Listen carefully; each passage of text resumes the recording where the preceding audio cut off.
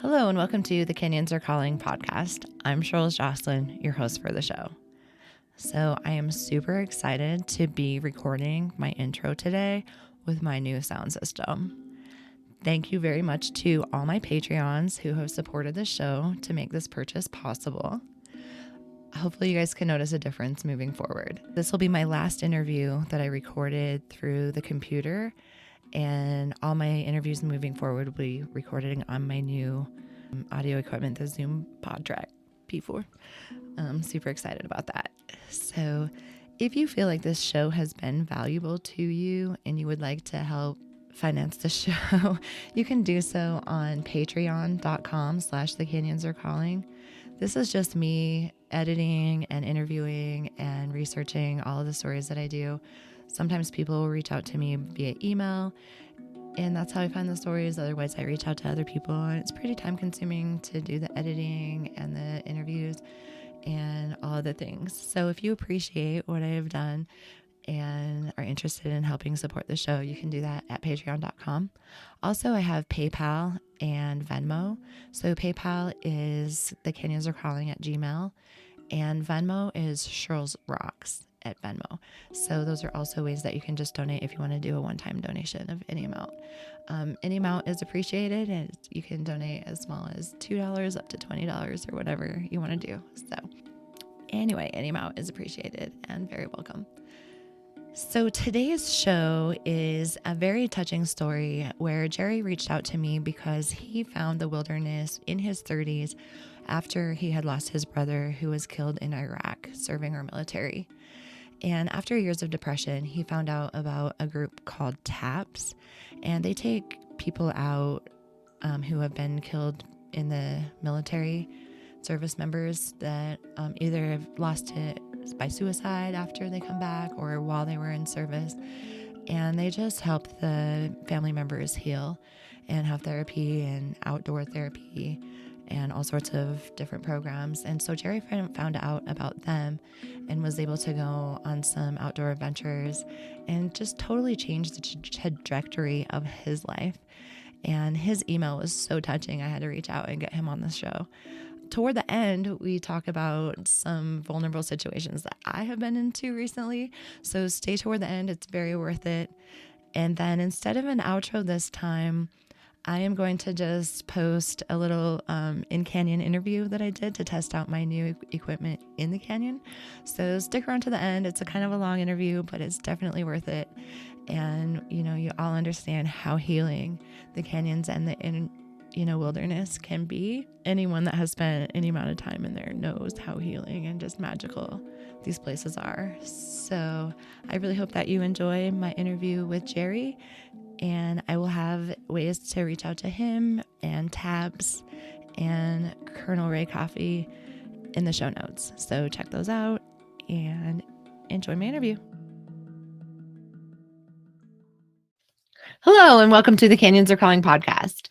Today we have Jerry Bevel with us, and he is here to tell us how he got into the outdoors and how it completely changed his life after a super traumatic incident that happened. But I am going to just let Jerry tell you about his story. So, hey, Jerry, how are you? I'm good. And you? I am really great. Thank you very much for reaching out to me. Your email really inspired me, brought me to tears, and I was super excited to have you on the show when you said yes.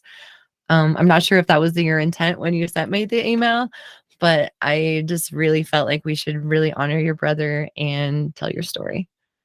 Well, thanks. It was my intention a little bit to try to maybe reach somebody who felt just like me in the same circumstances that kind of led to it. But no, thanks. Thanks for giving me the chance. Yeah. So first of all, tell us a little bit about, you were a truck driver in Texas and way into your 30s before you even got into the outdoors. So tell us a little bit about how that happened. Well, I come from West Texas, and it's kind of one of those places where the work ethic is something to appreciate, but it's also kind of slightly toxic. So you kind of just work your life away. Meet a lot of guys who are I've met a lot of guys on planes that just at work in general, out in the oil fields, that we're like, one of these days I'll retire and live my life. You never really think about anything other than that until like somebody shows you like a little piece of life you didn't necessarily know existed to a certain extent. And then it started changing my mind about the whole mentality of one of these days I'll live my life after retirement. It's a long time to chance you may not get to live that life.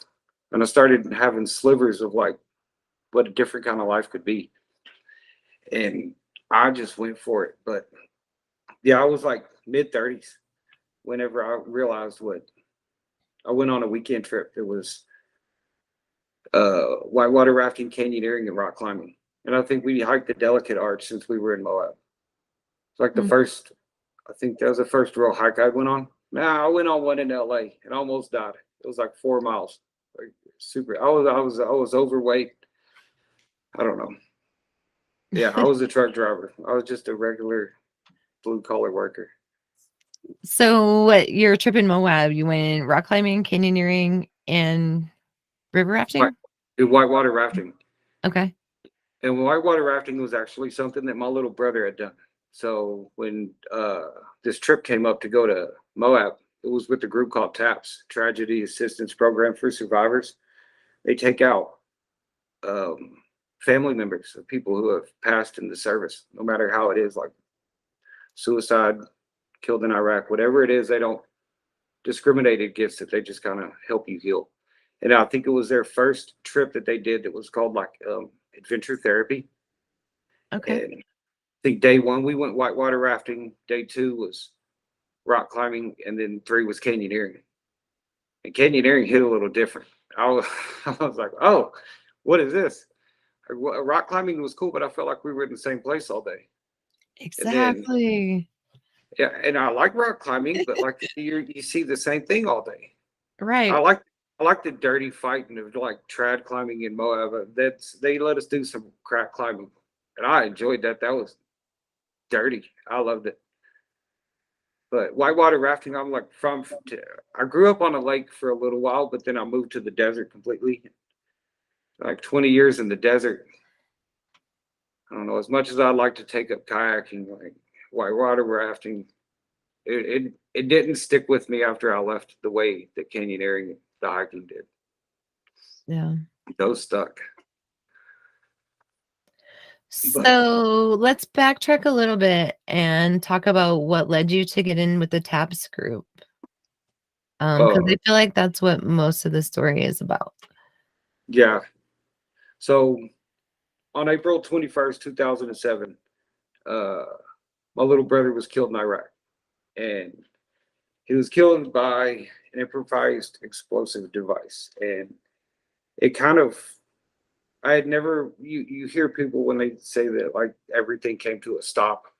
Like a that had never happened. I'd lost people, I lost friends and family members, but nothing had hit like nothing stopped me dead in my tracks like that. Going back on it now, a lot of it I don't remember. But I remember the first few years. So that night I was supposed to go to infantry basic training. Like I was walking into my parents' house with bags, like ready to go to basic training the next day. And I ended up not going for 6 months. I probably should have put it off a little longer and got some help. But I decided to go suffer through basic Um, training. It actually did some good. It just wore off a lot of energy that like I was just going to work all the time. There was physical energy to burn. Basic really did a good job of that. It's like Army National Guard, so I went back home and went to Texas. Was working and then doing the National Guard. It was just years of being lost, going through a divorce. Like the, I don't know. I think it takes everybody a lot longer to heal or whatever than other things, but it took me a long time. I was like 6 or 7, 8 years into it, and I met a friend named Selena who was running marathons in memory of her husband. And I reached out to her, kind of like your email. I was like, I really respect what you're doing. I think it's cool. Um, like I never dreamed of running a marathon. I flirt with it nowadays, but that's just flirting. But she sent me an email one day and was like, give this a try. Like, I think this would help you. Like, it'd get you out of work. It kind of set you straight. And I applied for it and got accepted. I think there was 9 of us. I'm still friends with several of them that I went on that trip with. One of them came out to be a really good friend. She came out for some really fun times afterwards. But the TAPS ended up changing my life. Like, the canyoneering was something that rock climbing, like, it was like personal little achievements real quick. The canyoneering was an adventure that I didn't know Moab existed. I was from West Texas. It was like a sheet of paper. I get out to Moab and you're like driving around in Moab with those cliffs. We went into arches. And this sounds silly, but I didn't know what Arches National Park was. Like, I knew what Canyon or Grand Canyon and Yosemite was, and that was as far into the outdoors as I got. And I was like watching it from TV. And I was blown away by Moab. I wanted to move there for a really long time until I figured out how much it would cost. I was like, no, do that. Right. But Moab changed my life. And then about a year later, I'm just driving trucks. I'm really not thinking about I'm not thinking about changing my life yet much. I'm still just like, somebody told me one time that every day is like 50-50. And for a lot of those years, just working, being a laborer, truck driver, it was really hard to predict how the day was going to go, if I was going to start missing them or if I was going to start just be fine. Every day just kind of felt monotonous. Yeah, that makes sense because you have so much time by yourself where you're just thinking about whatever comes into your brain. That's all that's on your mind. Right. There was times that I'd have an audio book on and like an hour would go by and I wouldn't remember anything that was said because I was just so deep into my head. I'd call friends crying. Yeah, I was a mess. For somebody in their early 30s, I was wrecked. But the Moab trip helped a little bit. I had like this little bit of peace, and it was like this memory I kept reliving, and I thought it was cool. I met a guy on the airplane coming back from Moab that was like, you should do more of this kind of stuff. I don't know. Yeah. But about a year later, I get an email from TAPS, and they're doing their first international adventure trip. And it was to climb Kilimanjaro. And it was like 5 or 6 days, like 5 nights. Like, we're going to walk like 6 miles a day. And I was like, well, I can crawl 6 miles a day. Like, this is a memory of my brother. Like, everyone I knew was like, dude, you're like 70 pounds overweight. Like, you drive a truck, you smoke cigarettes, drink coffee all day. Like, you're not. I climbed Mount Kilimanjaro. I summited that thing. I summited with altitude sickness. Oh, wow. Altitude sickness is brutal. At 16,000 feet. So not at base camp, but at the camp before that one, I'd started throwing up. So I just stopped eating. And the guy was like, well, what are you doing? And I was like, look, it's dinner. I said, and then I wake up tomorrow. And I said, we pushed this base camp. I said, in base camp, we wake up at midnight or whatever. I said, then we summit at sunrise. I said, and we're back down at 14,000 feet that night, right? And he was like, yeah. I was like, dude, I'm not going to die. Like, just watch me. I said, but I'm going to stop like eating because I don't want to throw up anymore. And I made it through the next day just fine. And I didn't sleep at all that night because it's 17,000 feet. Like, it's freezing cold. I have this garbage ass bag from REI. Like, I wasn't at all prepared. I didn't know what gear to buy. I was like, you couldn't have put a worse person out there. And I was getting dressed in the morning. I had never gotten tired from putting a boot on, but at 17,000 feet, putting one boot on is like. Well, I can imagine. I have a problem going to the bathroom at 10,000 feet. That's crazy. He ended up sneaking me. What did he do? We were like halfway up summit, and he was like, I have a caffeine pill. He said, I usually don't give people very much of this caffeine pill. And he was like, I'll give you what do you say? He said, I'll give you half of one. It was like 150 milligrams. And I was like, no, you can give me a whole one. And he was like, you don't know. I drink a lot of coffee. Like, I'll handle this. Give me that pill. He gave me the pill, and we got to the next break an hour later, and I was juiced. And I was like, you got another one of those pills? And he was like, you're a drug addict. And I was like, no. It's like, but I feel good. I was like, this is the best I've felt in 4 days. Give me another pill. And he was like, if you tell my wife, like, I'm in trouble. His wife was the other god. He gave me another pill. We summited. I felt just fine. And then when we got done summiting, so I went on that trip with nothing but women. There was me and 9 women. And I had the best time of my life. Those women were gnarly. 3 of them were like these athletes, like marathon runners. They grabbed 1 or 2 of the guides who were, the porters, which those porters are badass. They made me feel like a wuss the entire time. But they ran back down this shell field all the way to camp. And I knew if I got to camp before everybody hiked back down, I could take a nap. So I blasted downhill with these people. And they were like, do you realize if you actually exercise, like, you'd be a good athlete? They were like, you've hung with us this whole time and you're a truck driver. Like, you don't, I didn't do anything for Kilimanjaro. I just went and did it. Like from the truck to the mountain. Yeah, I think I had ran like maybe incredible. 10 miles or something the month before. It wasn't enough to like help you with Kilimanjaro. It was all off of just sheer will. I just wanted to do something in memory of my brother. That was like, Yeah. I wanted to try something that I couldn't do, and it kind of worked out. That's But I summited. really incredible. I'm glad that you made it. That's where everything changed, though, because like I saw that the trail just kind of continued, and I was like, I've never seen a trail go this long. Like, you could walk around the golf course where I'm from, but that's hazardous to be like, I don't know. Right. But when I got home, I wanted like to test myself more. Like, I wanted to see what else I could do. And I had no intentions on like being like, I'm going to climb Everest. Like, that costs so much money. So I looked up like hikes or things I could do. And I found the PCT. And again, like when I told all my friends, like, hey, I'm going to go hike the PCT, they were like, this guy's going to die. He didn't know what. Silly truck driver, you don't know how to walk. Yeah. And they were like, this guy he doesn't even own a backpack. What is he going to do? And I like just haphazardly put a bunch of shit together off like Amazon that just didn't work until I like started piecing it together. But 6 months later, I took off on the PCT and just kind of learned as I went.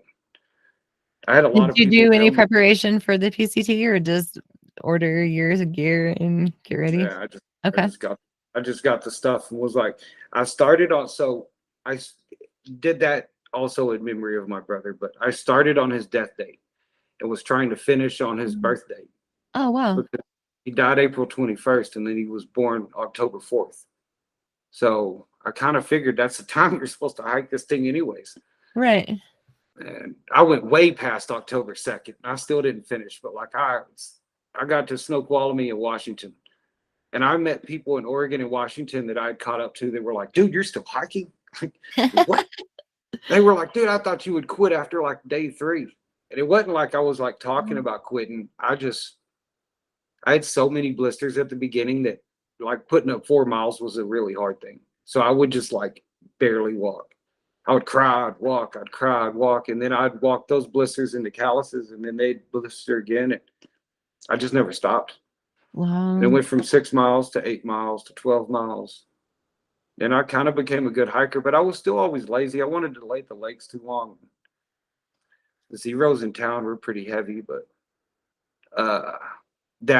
that's when my love for the outdoors started, because I used to spend 6 months walking through your water and walking over mountains. And it's not all like peaches and cream, man. It's like every day was the hardest day of my life. Right. I lost 85 pounds. This is the first time in my life I saw a 6-pack. I was like, what is this? It didn't last long when I got off trail, but it was there. The PCT was what changed everything, from the people I'd say the people more so than the trail. Like I always talked about it being God's country, but I really think that like the people made it a lot more. It was like, so I went from like West Texas is like oil field. Like if you pull up to like a gas station in West Texas and a dude walks in oversized work boots that are like stained the color of oil, dirty ass basketball shorts with the like a tank top, he's probably got more money than most people you know. But his wife looks like something out of Vanity Fair. So you come from like hard work and stuff, but like a lot of it's like the PCT was the first place that I got to see people who didn't care about their self image. And like as a person who just didn't really care about shit like that, it was really nice to see like, Yeah. all right, just to be real, it's really nice to see like women not worry about like makeup or how they smell or like on the PCT, like shave their legs, nothing like. Yeah. And there was this beauty and this shine to like my friends that were out there that was like something that was wholesome. And then like you Right. just shed all the material stuff on a through hiking. It's just like a pure person that you're talking to and getting to know. And around a campfire, you Yeah. spend 20 miles over like a mountain pass with somebody, and you've done that for 3 weeks in a row. Like you become a family with all those people. I got this like deeper connection with dirtbags pretty much. Yeah. And the PCT ruined everything about like adult life for me. When I went back to the oil field after that, I was like depressed beyond belief. I was like, this shit, what is this? I can't do this. I sold all my shit and jumped on a Greyhound bus and like just took off to do like seasonal work. But Yeah. yeah, losing my brother set me on like a whirlwind of emotions and just self destruction, depression. I've never really been like suicidal. I would just get like down in the dumps and hard on myself for the most part, like just self sabotage. That was a pattern after that because I lost like he was 3 years younger than I was, and he was my only friend for like the first 12 years of my life, 10 Wow. years of my life.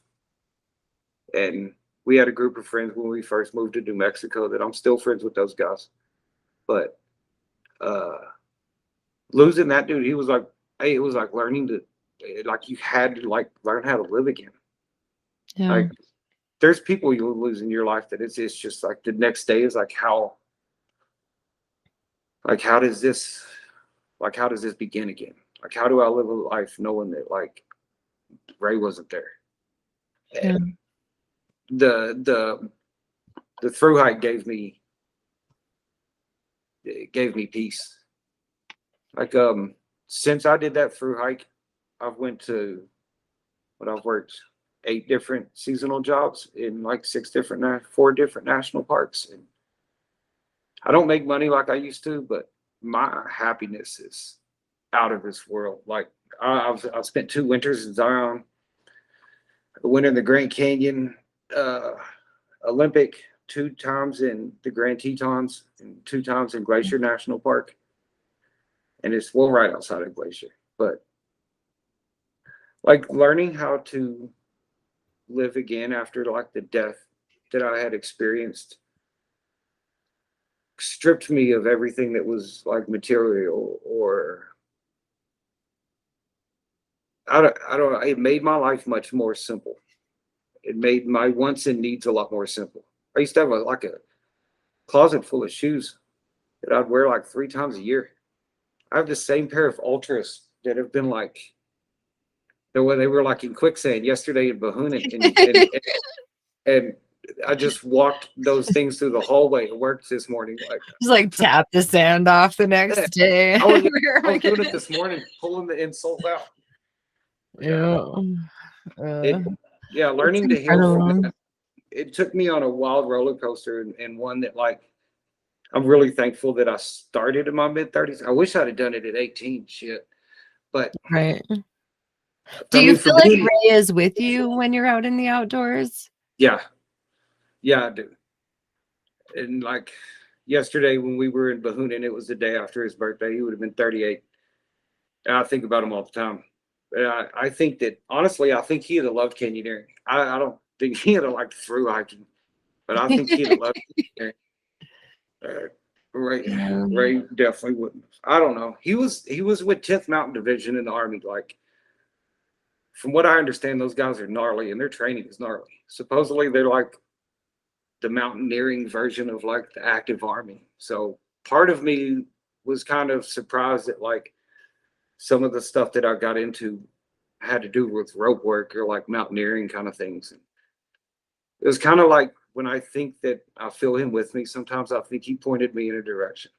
I think he saw me doing stuff like just just dumb shit, like just getting too drunk or acting like an asshole.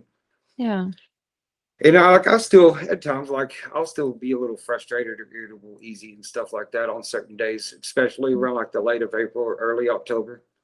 Sometimes I just don't feel like dealing with stuff. I just want to disappear. I know I should be more mature than that, but I still suffer faults from it. Like It's hard. that was a heavy loss, Yeah. you know. But Do you have other siblings? I have two step siblings, a stepsister and a step brother. I met them Okay. when my dad got remarried. I think I was like 18 or 19. Yeah. So I And I'm mean, close he's to them. like your best friend forever. Yeah. That's a really hard loss. Yeah. And I think the first 10 years of my life, which were like the first seven of his, we lived in this little podunk town in Texas. It's like right on the edge of like a cove of a lake that doesn't exist anymore. But he was our neighbor, the neighbor next to us was just this old man, just this old drunk. Like he was a cool guy. We'd go fishing, but we had nobody our age. So for 10 years, it was just me and this little rugrat, Yeah. like running through creeks and like we were very much outdoorsy little dirtbags as kids, and then got away from it like once we moved to New Mexico. But Mm. yeah, I think that a lot of like what we drew on as kids, like running through the call it the woods. There's no damn woods down there. Just being outside. I think that I think a lot, and then he really, which is funny, he really liked whitewater rafting. He did it one time in Tennessee, and he just wouldn't shut up about this shit. It was after my parents got divorced, and he lived with my dad. They would go on vacations, and he'd come back and be like, "I went whitewater rafting." He had these really big ears, so anytime I got a chance to like rag on him about his ears or something, I'd be like, "Well," like he'd be like, "Why don't you like swimming?" And I'd be like, well, "I can't. I don't have fins on my head." Like he's there's a wedding photo that I used to have. I'd probably still have it if I look for it. But like his ear cast a shadow on the wall behind him, like this. He used to hate him, and then the girls started loving him. So like Ray didn't care after that. Ray, Yeah. he's honestly, I think he'd have loved. I think he'd have probably like tried climbing more than anything because he was a fighter. He trad climbing to me is a fight. Yeah. He'd have been the guy to go in like stuff when there's keeper potholes just so he can climb out of them. Like Emily when it's super low. Yeah, like he would do Emily super low. Like Ray was like I'm a glutton for punishment, but not all the time. Ray was. I went running with Ray one time, and I'd never. Like, Ray wasn't a runner. He was like, "I'm just going to go to the military, so I need to start running." We went out to this 3 mile track. I wasn't a runner either. We played basketball and football. We were active back then, like just like out in the yard kind of thing, not sports. But we got out there to run, and I said something to him that must have pissed him off. But like quarter mile into it, he starts running away from me, and I was like, "You're never going to keep that speed." And he just disappeared into the night. And I was like, "Screw this! Like I'm going back to the car. Like, I'm not running 3 miles by myself." I go back to the car, and like 20 minutes later, he shows up, and I was like, "What in the hell?" It's covered in sweat. He just started doing it there night after night. It was like his army buddies would say the same thing. He'd show up a little hungover the next day for like a run, and they'd start like clowning him because he's 20 yards behind him. They said all of a sudden he'd pass him. He said he'd just take off running. Smoke him. He'll never see him again. Yeah, I hope they were telling the truth because he was like that with me. Like you fired him up, he would just. And it was fun to work with too because if you got him mad, he could end up finishing stuff a little faster than you wanted him to. You're He like, I was want to get done early today. So yeah. um, I feel him with me all the time. Then I have A That's couple of awesome. tattoos about them. One of them's on my forearm, so a lot of times when I'm rappelling, like I'll catch glimpses of it or something on like certain days. Since I hate to say it, but I feel like the PCT and a lot of this seasonal work like really healed me. It feels a little different coming back to like civilized life now, being a little domesticated. You start getting like real world bullshit. Yeah, I'm still doing as good, but like since I started hiking that through hike, since mile one, I've just it's been it's been easier. Like I think I've broke down like by myself crying about it maybe a dozen times since in the last 7 years or whatever it's been. Hmm. Before that, it was like a monthly thing. It was like something I would hear a song on the radio. I would smell something that would take me back, and the rest of the day would suck. It's like it just felt like it was unfair. Like I don't know. Yeah. I have a lot of really good friends and really, really good family members, but that one was the one that I just couldn't get over. And Yeah. being out here and doing the hardest things every day, like whether it's like hiking a mountain pass or just running a hard canyon in a day or spending a whole day getting burnt out on the side of a wall or just like I'm thinking about trying to hike across Zion in a day here in a few weeks for like my 41 year because I'm fixing to turn 41. So Okay. I'm gonna hike out of the park since if you take the shuttle, it makes it like 38. So I'm gonna have to walk a road for like 3 miles. Yeah. But I just That's think all really that like cool. helped heal me.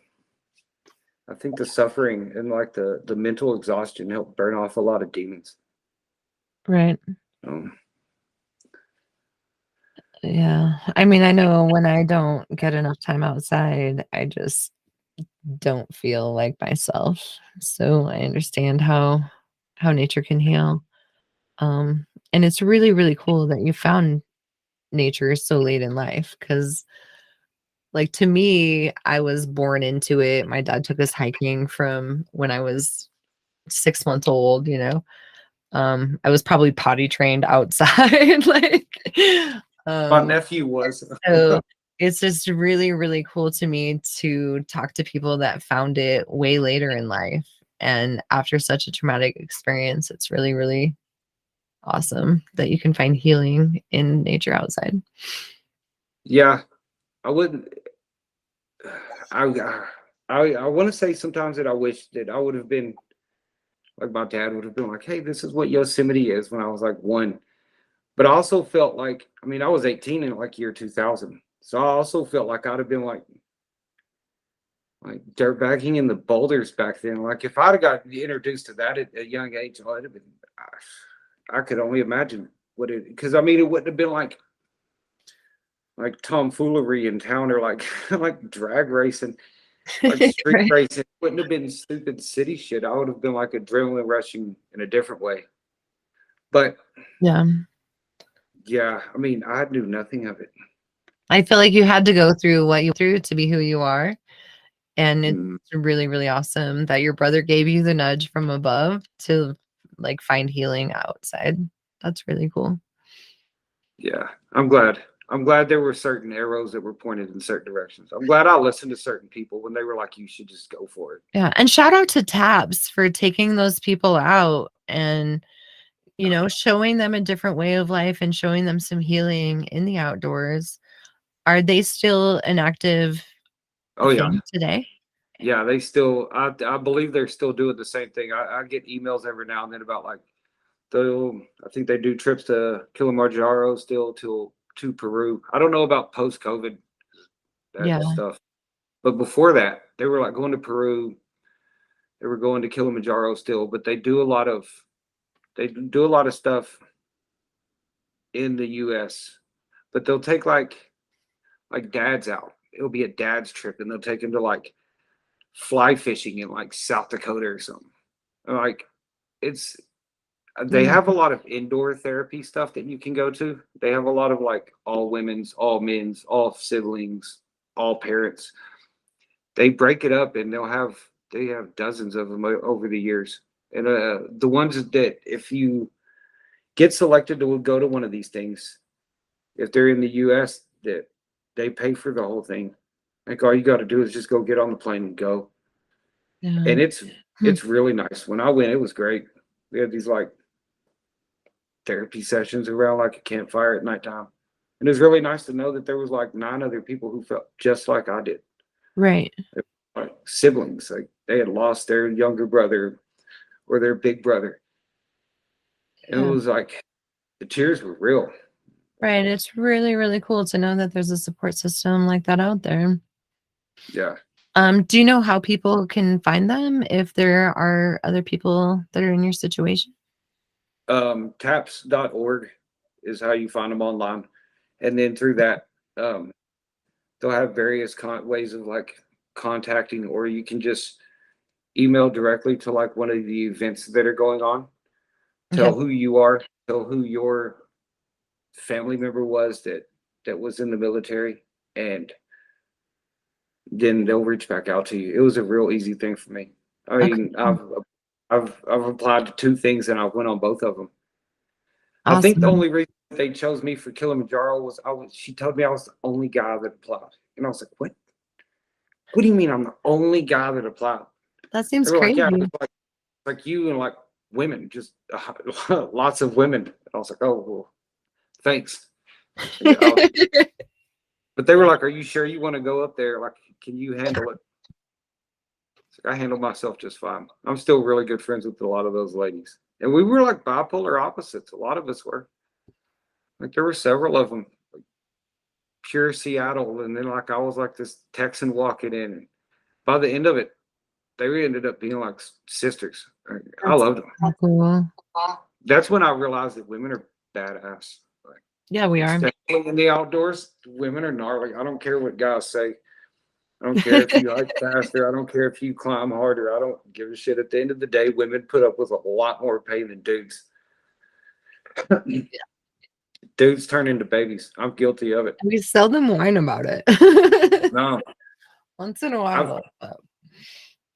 I knew a girl on the PCT that cried behind sunglasses and smile at you. You never knew she was crying. Like we'd be suffering going up a mountain pass, and I'd be kind of bitchy, Yeah. and she'd be like, "You never know." This They is were, great. yeah, Testing yeah. out. Their tolerance for pain, and like just the ability to like accept type 2 fun and keep going is I love it. I love it. Awesome. That's when I was like, I'll climb mountains with women all day. What's wrong with y'all?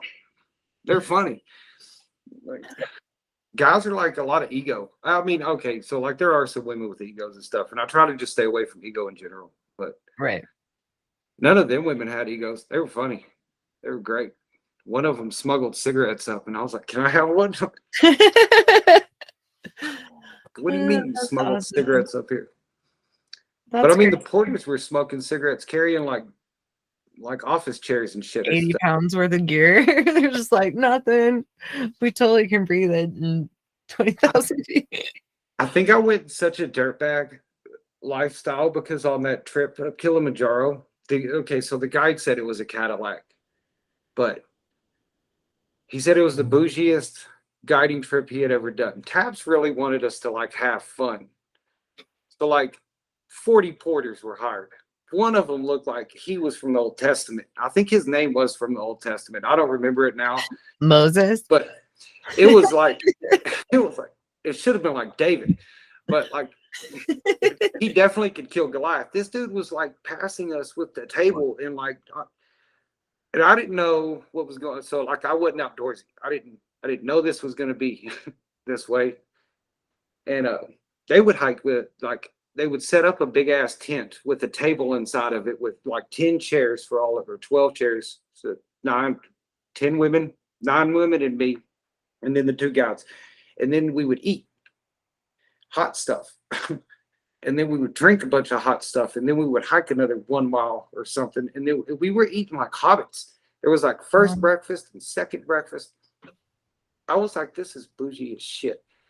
And so guys would pass us with like 12 chairs on their back. You ever seen somebody hike with 12 like foldable chairs? And they would go up the side of a cliff. Shit. And I was getting pissed, like honestly, like so the military makes you carry a lot of weight. Like if you need to be carried out of a canyon and you weigh like 150 to like 170, I can carry you out of a canyon. It may not be fun, but I can carry you out. So they were just, I just never seen anything like that. You watch movies of Everest and stuff, and you see that Sherpas walking with it, but like these porters were carrying. We were having like fish, and it wasn't what I thought. And I'm not saying that I'm disappointed. I'm saying if you want to go to climb Kilimanjaro, like pay the money and go with taps, like you'll have a really good time. They baked us a cake after we summited at 14,000 feet. How you do that, I don't know, but like it was the best damn cake I'd ever eaten. And I bet.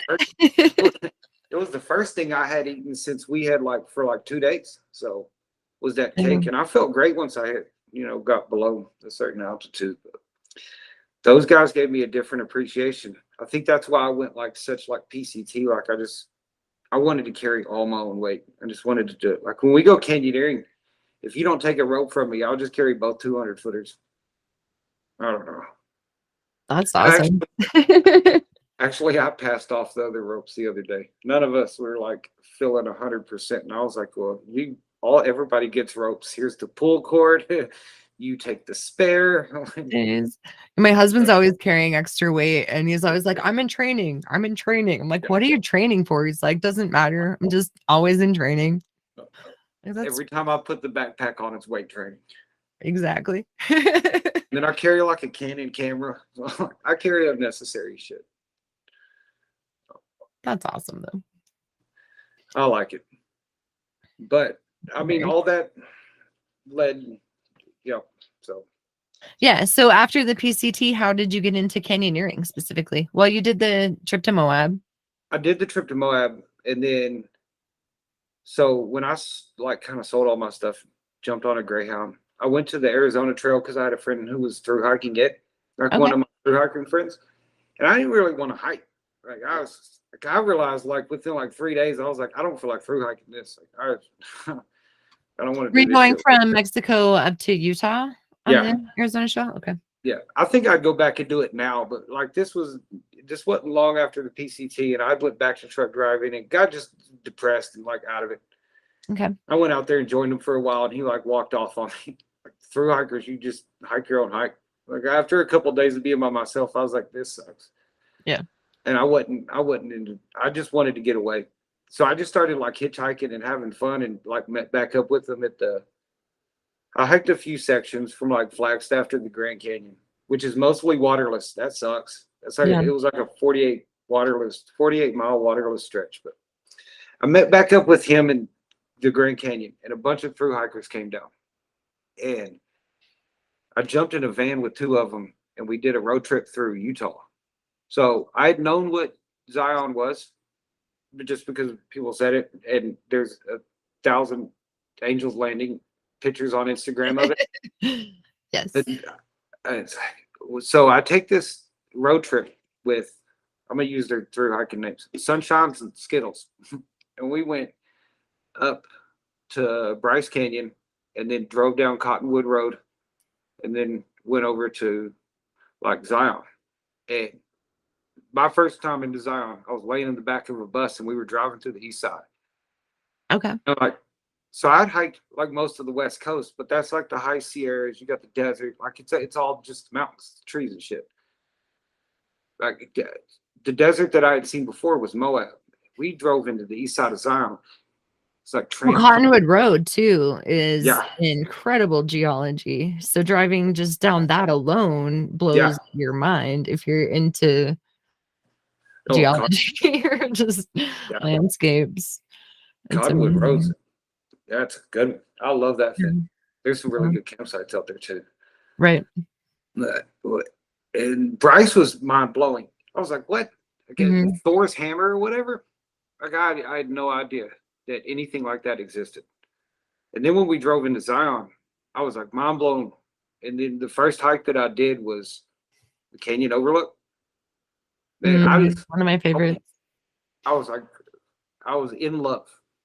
I did not want to leave. And we went down and went into the canyon and hiked Hidden Canyon. This was like before it closed. Before the waterfall. Oh, yeah. Yeah, Hidden's awesome. I miss it. It's my favorite hike in the park.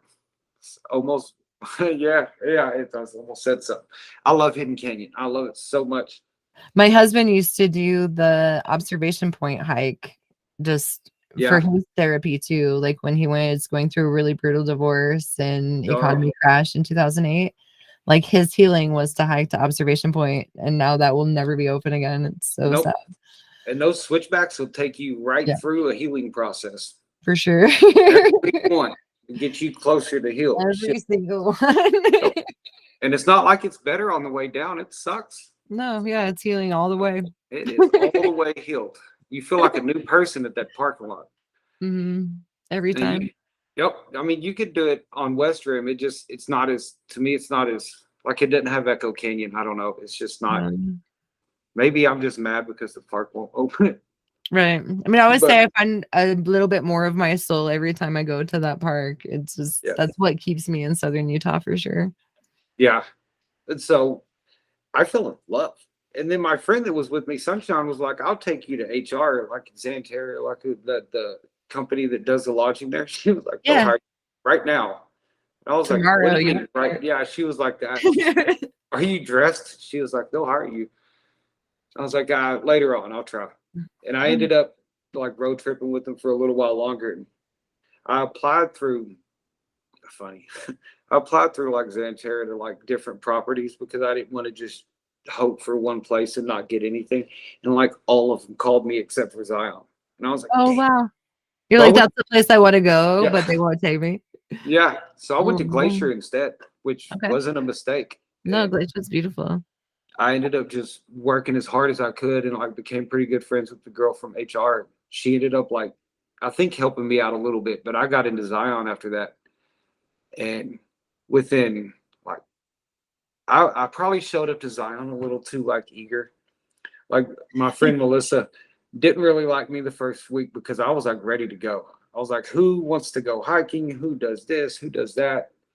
And she was like, well, I climb and do a little bit of canyoneering. I've done a couple of canyons. She was like, but there's like nobody has canyoneering rope in the canyon. It's all dynamic rope. I just went and got bought a canyoneering rope that day. I was like, oh, let's go. And that's how I got into it was Melissa and Brian. And the first canyon, I went and bought the rope. I bought the gear and she was like, can you rappel? It's like between the infantry and that one canyon that I did and like I know how to rappel. I didn't know anything about knots. She showed me all the knots that we got through, like just the EDK and like a beaner block. And Nice. anytime we get into anything that it was like, you may have to build your own anchor, like you need to build a carrot. We'd be like, find something bolted. So we were just like, we didn't go nuts. We stayed within our realm, but like we ran everything. If it was bolted into the park and it wasn't requiring a dry suit or a 300-foot rope, those Nice. kind of like I wouldn't buy a 300-foot rope because I knew I was going to start opening doors that I didn't think people were ready for. So I left like heaps out of it, left Mhm. Emily out of it. But like we started running everything that was remotely dry or just, and since we lived in the park, it was super easy. Like every Mhm. single weekend we were on another canyon. Enough that my friends started after like 6 weekends. They were like, "Can we chill? Can we get off?" You're going nuts. I need to relax Yeah, to enjoy my day off. I'm a psycho. I wanted to get after it. But since it was seasonal, it was only like we were here for 6 months and then went to a different one. But anytime I got back anywhere around Zion, it was canyoneering time. Like we drop right back in, and I always, I mean, maybe I'll run the same canyons over and over again here, but we started to branch out in the last year. I think we did one in the Grand Canyon during quarantine because I was working there when the world shut down. Oh And wow. they were like the park's closed. If you leave, you can't come back. If you stay, you can stay. They were like, you can't hike, you can't do anything. And I was like, I'm not going to sit in this dorm and die all day. And then Yeah. MPS, I guess, probably got a couple of like death threats or something. But they immediately changed their mind. They were like, you can day hike to the river and back, but you can't cross the river and you can't camp. And like the through hiker in me just woke up. I just started running not running, but I would hike to the river and back out. Like I did most of them that you can do, except for, man, I forget the name of that one that everyone says is too like kind of sketchy to do by yourself. But Were you on the like, South Rim? yeah, but like Was Bright Angel, it Hermit, what was it? So I did Bright Angel, Hermit Trail, uh, the Kaibab, then that one all Tanner Trail. Tanner? Yeah. Yeah, I love Tanner. It's the one next to Tanner, and it's like you can't even find it on the maps anymore. Like I guess people go get rescued out there once in a while. What's the one that goes down from like Desert Watchtower or something and it has That like one, a what is that? The Horseshoe Mesa. yeah, Horseshoe Mesa. That one's gnarly. Yeah, We, I was supposed to do that for my birthday in March, but I ended up that, having to cancel because of a back injury that I'm oh still well, nursing. But my friend uh, went, and I'm yeah. so glad I didn't go because she said it was really, really gnarly. I I just heard say that the first hike she ever cried on was that one. No, she's done Nanko Weep and she's done a lot in the Yeah. Grand, but she said it was really gnarly. And with the back injury that I had at the time, she said there was no way I would have been able to do it No, with a no. backpack on. I think the last mile is like 1,000 feet of elevation gain. Yeah. Oh, most of And them just they come super out as sketchy steps and yeah. yeah, Like Bright Angel and South Kaibab are good. yeah, yeah. They're great. They're really like well maintained. Some of that stuff, those other, they'll let it go, Mhm. which makes me wish that the Grand Canyon ran Zion. Sorry, Zion, if you ever listen to this. But Well, the problem that I have with the Grand Canyon is I don't know how to fucking fax these days. And in order to get, like, you know what I mean?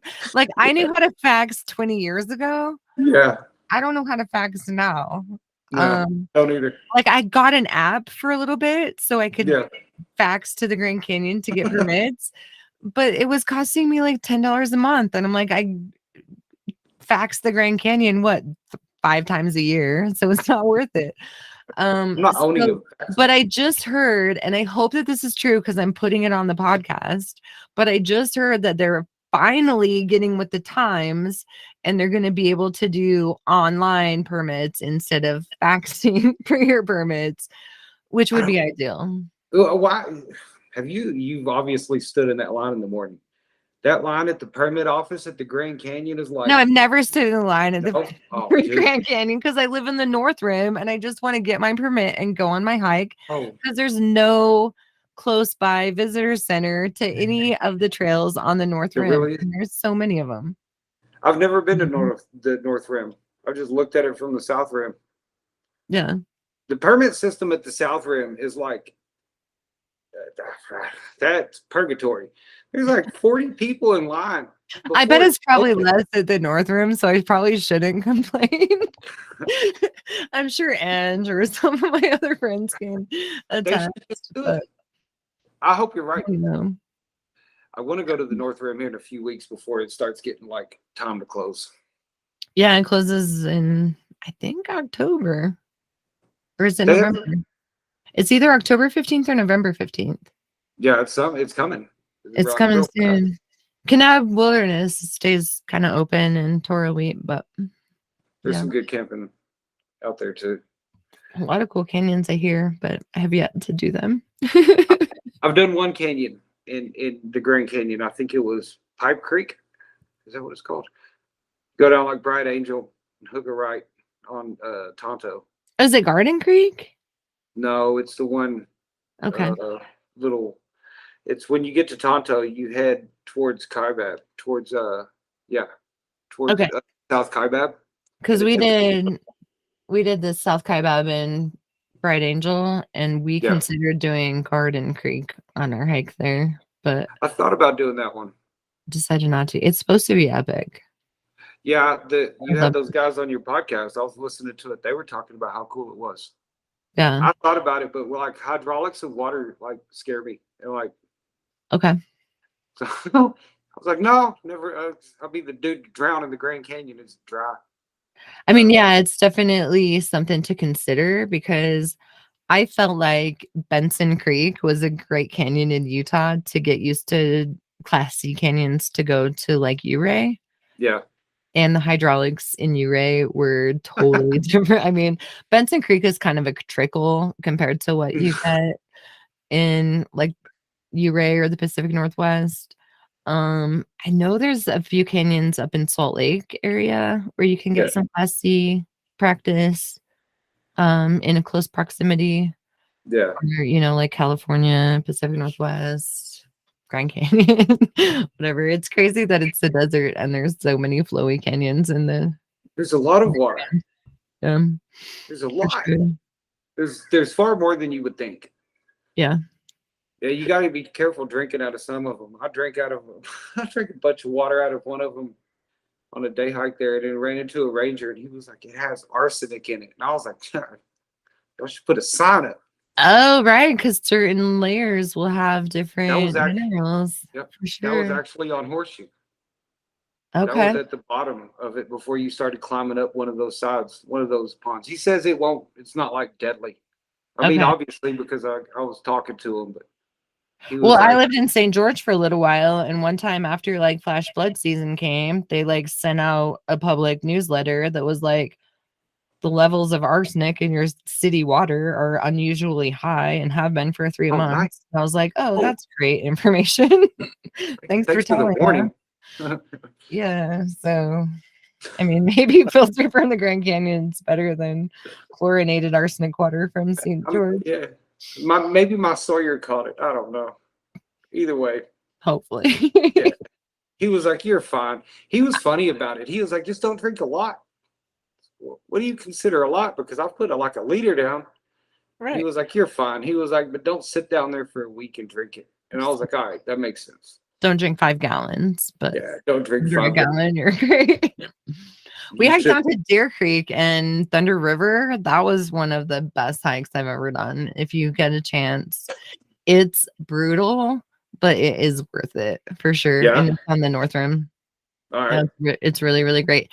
And you can actually just like stick your Nalgene under the falls in Thunder River Yeah. because it just comes right out of this spring and there's like nothing that can hit it. Like it's just blasting out of this hole in the mountain. It's fucking incredible. Yeah. But yeah, some of the best water you'll ever drink. Oh yeah. I'm definitely doing that. I'll certain waters. I won't filter. And like I'll get scrutinized, but Yeah, I don't know. Certain ones are just it's the trust is there. And if right. it's a spring, the trust is there. There was a spring in Zion when I lived there as an employee. I would hike up with a gallon of water and just fill it up and take it back down to the dorm. Yeah, I used to fill when I went through Zion just at the visitor center because it was like spring fed water. But I feel like in the last few years, the water quality has gone down there. So I'm not sure if it's still filtered from the spring or not. But like when you go to the museum, Yeah. like we used to be able to fill right there and it was just some of the best water ever. And But now I it's feel like, different. yeah, for sure.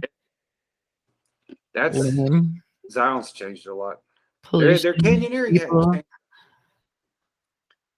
What was that? I said their canyoneering hadn't changed though. No.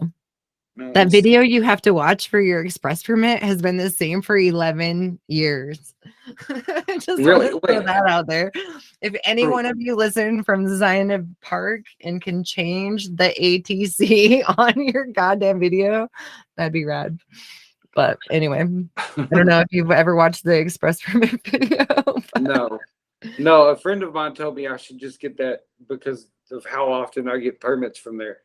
Yeah, I mean, it totally eliminates the need to go to the backcountry office. Yeah. Because you can do everything online and you just have to watch these two like 15-minute videos, one about flash floods and then one about canyoneering. Yeah. But they're the same videos every time and you have to renew it every 3 years, which is grand. See, my roommate works at the visitor center. So I usually just send her an email. It's like, can Melissa pick up my permit? So, when she stops working at the visitor center, then I'll have to like get serious about something. Right. But until then, I don't know. I thought about getting it, but I think I need to because it'd just be a lot easier. Because you don't have to go there, right? Right. You just get it emailed to you. go. You just print it or like screenshot it to your phone, and then you don't have to go there. See, that's so much better Yeah. because like I don't always like having to wait till Right. 8 when they open. Right. I would rather just. Start it early or whatever. Oh, For you sure. need an Alpine start on some of these, and they're like you can't pick it up the Mhm. day before either. Yeah. So That helps out a lot. I think I'm fixing to because it's canyoneering season's fixing to come up now that this damn monsoon season is over. Hopefully it's over. We keep getting hurricanes. After your story yesterday, that was pretty crazy. Oh, that was all right. So it's become a constant issue with me. So I would go out hiking. I was doing Cable Mountain one day, and then got up, and it was like a high point. I could see the storms coming from like Cedar Breaks area, and I was like, no.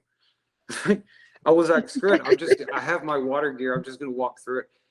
And then all of a sudden, it was like, I was like, I'm gonna get like my truck's gonna get stuck in that stupid parking lot for Cable. In the clay, yeah. Yeah. So I left. And then I get down to the east side and it's flashing, which I actually got to see like the beginning of the flash flood. It was super cool. But Wow. then another weekend, I'm going out for a hike and I get rained out. And then we go into Orderville, like I want to say 3 weeks, a month ago, which Orderville's, we went there because I wanted the water park. It was still like 101. I just wanted to go swimming. But when we hit the Narrows, all of a sudden the clouds changed above us and it started thundering. Oh wow. Yeah, and I started hiking through the Narrows like I was through hiking. Melissa was like, "Do we have to go this fast?" And I was like, "Yes." I was far more concerned in the Narrows than I was yesterday in Bahunan because, like I don't know. I guess I feel like Bahunan's fed directly. It's not. I It don't is a know. pretty short drainage for Yeah, sure. the Narrows comes The from Narrows is huge. and And it has it's a lot of fed. tributaries. The Narrows Yeah, has a ton of tributaries to it. yep. I don't think And it Bahunan goes doesn't fast. have. Right. It's Yeah, just I one. agree. So, and we were standing on what the next to the last rappel, and it started thundering. Actually, no, it was the one before that one where that pothole is, and both everybody was just like stopped. We stopped laughing for sure. I was like, "Well, shit, it just got real." So we started hustling after that. But when we were on that next to last rappel, I was like, "Dude, unless it starts downpouring right now," I was like, "We're fine." I was like, "There's no sprinkling. It's just," I was like, "I'm scared, but like it's thunder." I was like, "If we start getting sprinkled on," I was like, "Let's get scared then." I was like, "For now, let's just move." So we just Right. moved with a Everyone. purpose. Um, Yeah, I mean, I try to stay calm.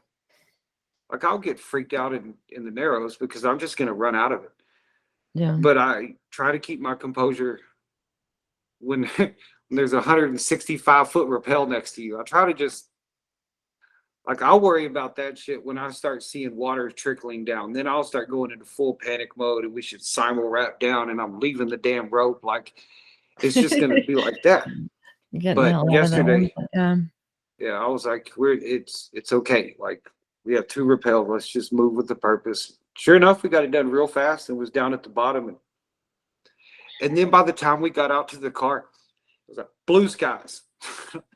Damn it. Oh, that's awesome. Because I've had friends before that have been in that situation, and when they get down to the shuttle stop, it's just like blowing water out Oh, of the canyon and just like super flashing. So it's kind of awesome that you didn't actually get a ton of rain. yeah, no, I'm really That's glad a little because that creepy. you get done with Bahuna and then you get out to the bus stop and it's like a full on funnel. Yeah. I'd have just gave my gear to somebody. Yeah. You'd probably do better with this than I will. That would Right. have terrified me. Yeah. I've had a couple of friends that have been in that situation. And I'm just like, I'm so glad I wasn't with you that day. Like, I don't know. I've canceled canyons because of a 10% chance. Like I just a lot of if it's been raining that week and then that day has a 10% chance, I just won't do it. Well, I had we were hiking with clients one day and we had a 20% chance of light rain doing Rock Canyon. Oh, really? And when I got to the big rappel and rock, right before Yeah. that big rappel, like the little rappel before the big rappel, Yeah. I noticed the wall, the black Oh, wall of sheet of water. And I pointed it out to my boss and I was like, That doesn't look good. No, No. that And looks so just normally we get to the big rappel and we have a big lunch at the bottom in that big sandy area. yeah. And this day we're just like, let's grab a snack and keep walking really fast. As we were walking down that corridor, it starts raining and the rain starts building up. So we get to that last rappel and it's like kind of flowing a little. So Nick, mom, and daughter go down the rappel, and by now it's flowing a lot. And he tells me later at the bottom, there's this big rooster tail that's just shooting like super high in the air. And the rappel from or the waterfall from the top is like building. And so we're like, instead of a little flow, it's, increasing in capacity. And so he's like, pull the rope and head for higher ground. I'm like, oh shit, And so we were ended up being safe and we were able to hike out to higher ground, wait for the water to subside a little bit, go across the mesa, find a different area to rappel down, and then we took an early exit out of the canyon. And then I learned to check like 3 different weather sources Yeah. for weather information during monsoon season for sure. And then it's also where it hit home what 20% of the area will get 100% of the rain in the Yeah. desert. Like, I had no idea what that meant before, but it's true. These It really is. isolated thunder cells are so sporadic and so crazy here in the Southwest desert that, yeah, 20% of the area could get 100% of the rain and nothing else will get touched. And No, yeah, you're right. If it's you get on those plateaus when it starts doing that, you're right. It'll just be one isolated little thing. no. And it's not like in Wyoming where it blows over it. Like it'll find somewhere and just sit there. Yeah. We were gonna do Or- Boundary one time and we checked the weather Ooh. and there was weather gonna be coming in Boundary, but near St. George was gonna be fine. And so we ended up doing Yankee Doodle and Poltergeist over Yeah. near Leeds.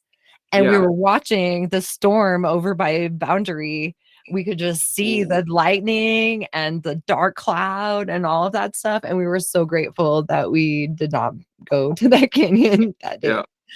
That's Like, when it you was look over there and you're incredible like, to wow, watch the storm. somebody's not there. Yeah. For sure. I should go run Yankee Doodle. I haven't done Yankee Doodle or Poltergeist. Oh, you haven't? Poltergeist is No. amazing. I really love the Is it? hike out because some people will take an early hike out where you're just like going straight up the sandstone. And to me, that's no fun. I'm not a climber. But you can go up this way that has this beautiful waterfalls and stuff. And the last rappel is amazing. So Really? you do the last rappel and then you go up these really cool waterfalls and stuff. It was completely unexpected for me in Poltergeist, for sure. I might go check it out. Yeah, it's really cool. Yeah, I'm fixing to start having a lot of free time. So yeah, I changed jobs and my new schedule is fixing to be like 7 days on, 7 off. Oh, nice. Oh yeah, yeah. You can get a lot done in a week. You For get enough sure. done that you get bored again, like want to go to work. Right. Um, I do 4 10s now. Or, well, I do 4 days a week. I don't do 10s. no. My husband does 4 10s. But we get 3 days a week, 3-day weekends now, and that Wow. has been incredible. I feel like our company should just go to that. Like the mental health. Right. Like, 48 hours is not a long time to have off, and No. I try not to have. Well, like weekends off. I'd rather have the weekdays off. It's easier to get permits. Right. And it's less crowded. Yeah, it's far less crowded. I hope this doesn't change anyone's minds and they think they can show up on Tuesday and it's great. Right. Nobody take Tuesday through Yeah. Friday off. Yeah, do the weekends. But it's so much easier. You learn all that kind of stuff where like working those seasonal jobs, you learn the ins and outs and the little loopholes. There's a lot of hungry young guys. Like I met a lot of people in Zion that were like really willing to get after it with me. Like that. I'm My hoping we buddies get a down season this year. do what? I'm hoping we get downtime this off season this year because Oh it's yeah, go play. been.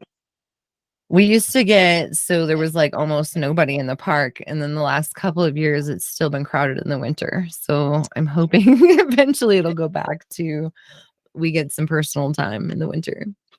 I got a friend that works at Zion Adventure Company, and he's like, dude, it doesn't slow down during winter. So I know. Not any, yeah, the last few years it hasn't at all. It's been weird. No, they're still sold out for the narrow stuff all the time. Like when he talks to me, I'm like, dude, y'all are still busy.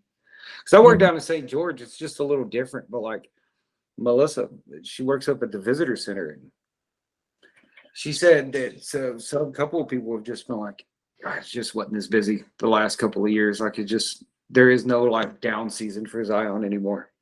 Yeah, it's been that way since I feel like since COVID, but maybe Yeah, no, COVID brought new adventurers out, and I'm not like, good and bad, right? yeah, I don't want to hate on it. I don't want to hate on it because I'm happy when people see it, but it definitely brought out a negligent crowd or Mhm. A like very a more destructive crowd, I would say, from what I yeah, see. But yeah. To see people like I don't know, like being up in the Grand Tetons. It's not very big of a park. Like it's kind of like Zion. It's not very big, yeah, and things just kind of get tore up. yeah, And I try not to be a gatekeeper, and I try not to have that attitude, but I end up having it. right. Start seeing details about hidden stuff. I'm like, let people do it on their own. Let people figure. I like being able to figure out stuff, but then I guess if people didn't share info, I wouldn't know about it either. So I Right. guess it's my toxic trait. I just want this shit to myself sometimes. Exactly. Like I'm torn too because like Kidnap has some secrets that I want Yeah. to share, but I don't want them No, inundated. So no, that's why you I'm got to be torn. picky. Be picky of who you share with. Exactly. Because there's Yeah. people that I'll share Real like cycle. secret stuff with. Other people I'll just play dumb. God, I don't know Right. what you're talking about. They said you know. I don't know. Yeah, I don't know who they are. Yeah. I Well, this has been a very fun conversation. I have a few questions that I ask everybody at the end of the podcast. yeah. If you're ready. Yeah. Yeah, I'm ready. First of all, I just want you to shout out one more time your brother, what he did, and all about him, because I know that your life changed because of his unfortunate death. And I feel like that's an incredible turning point. Yeah, so his name was Ray Bevel, Corporal Ray Bevel when he was in the military. It was his first deployment. He was barely in for I want to say 2 years. He wasn't in very long. He was 22 years old. Back then, he was like a grown man. Now it feels like he was a kid. Uh, Yeah. he was he was hardworking. He was funny. He was loyal, and I just have so many memories of like running around with him in Breckenridge, Texas, out by the lake, or like him in Hobbs, New Mexico, or just the funny times that I can message friends about when like his buddies. One of them made a post a while back about these just insanely ridiculous noises he used to make. Like if you ever seen Dumb and Dumber, like the most annoying noise in the world, he would just my little brother would make noises that I used to have recorded on my phone. Sounded like dinosaurs. And my buddy would play him in the dark and like freak his kid out. Like they didn't sound human. But he was also like this, like he had a self-demeaning humor. I still have that. Like there's a lot of qualities we shared, but like a lot of times like self-demeaning humor was a way that he would use to like bring up his like the morale of his friends in combat. Um, I liked all the stories that I used to get to hear about like him in combat. A lot of them were careless. A lot of them were funny. There were some really like hard ones to listen to. Like his buddies would talk about like some of the combat they got into. That was I don't know. Sometimes it was hard to listen to. Sometimes it's fun.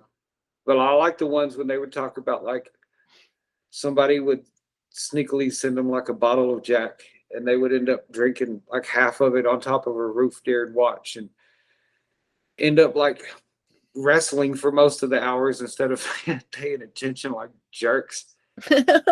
But just to know that like he still had a lot of fun over there, because when we lived together as roommates, it was nothing but a good time.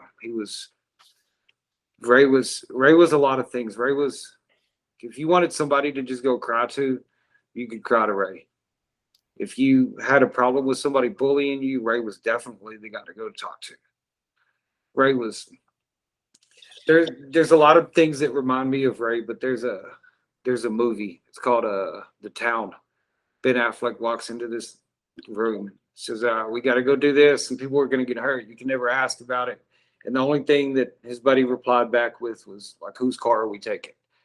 And Ray's attitude was always that, and it rubbed off onto me into canyons. Like anytime, or canyons, hike, backpacking trip, whatever it is, anytime a friend says like, "This is gonna suck, will you go do it with me?" I just, yeah, like I'm already packed. Yeah. So the attitude that he had rubbed off on me into like, I'll go with you anywhere. If I trust you and you're my friend and you want to walk to Hell's Gate and back, I'll go with you. But Ray was big eared, brown eyed. I have this like horrible bald head that I started losing hair in like 17 years old, and he has like this full head of hair. He looked like a dirty Q-tip. Like he would grow his facial hair out before the military. He was like 18 years old, and he'd grow out a beard that was like better than mine now. Like he was blessed with all these like really good genes. He was he was like the most biggest pain in my ass for most of my life. I hated having that guy around, and then he ended up becoming like such a best friend that most people didn't even know we were brothers until we told them. Like they just thought we were roommates and best friends. But his birthday was 2 days ago, or would have been. And he that the kid was just like, I don't know, like the light of my life. And I don't think that the void will ever be filled, but there's like a handful of people that have done stuff with me. Like all of my friends were like the Tetons that run around with me, all of them from Zion. So Melissa, Trevor, Zach, Iris, McLean, Mia, there's Andrea, there's a ton of them. And then there's the guys here, like Zach and Connor and Matt, like Melissa, like this like core group of people that like when I can send out a message to people. It was like it's been 15 years since Ray died, and I'm putting up 4 days of like days that are going to be long and going to suck, but they're going to be a lot of fun. And like, let's go out. And like, by the end of that fourth day, we were like family. And like a lot of this stuff wouldn't have existed if Ray still would have been alive. And to be honest, I'd probably trade everything to like keep To have that him guy in my life. Yeah, I would have traded all this stuff, but something had to give, and something had to change for me to learn how to live, because that was a loss that it took.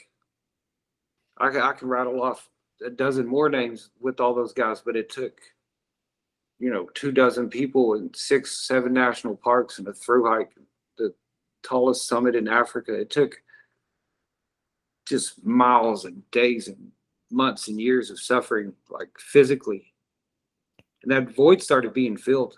And it started being filled with like real friendships that I can like go out with on the day and like almost potentially get in trouble with Bahoonin on. But like it gave me family members that like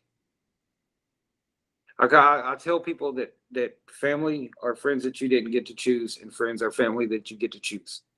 And Yeah. a lot of these friends that I have are like family that I get to choose. And I don't think that there's a better place for me to like fix myself than like after like the sixth rappel in a deep canyon, and you're worked and you're tired of pulling this damn 200-foot rope so many times. Yeah. And you just have somebody that'll walk over and will take that rope from you, and like they'll suffer for a second, and then you can cool it up instead of it's just losing Ray. Losing Ray stopped the record for a long time, and it wasn't until I started getting outdoors that like the record slowly started playing again. Yeah. I don't think that Ray stopped talking to me through all those shitty years.